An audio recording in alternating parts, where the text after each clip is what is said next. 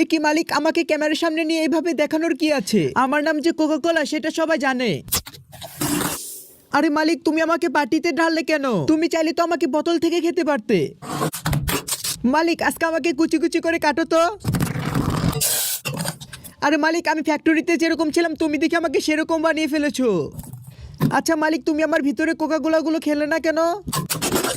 এ কি মালিক, এটা কেমন ব্যবহার? আমাকে ল্যাংটা করে এরকম উপর করে রেখেছো কেন? এ কি মালিক, আমার ভিতরে চকলেট ঢুকিয়ে দিচ্ছ কেন? মালিক মালিক, ওই চকলেটগুলোর সাথে আমাকে দিয়ে দাও, তাহলে অনেক মজা হবে।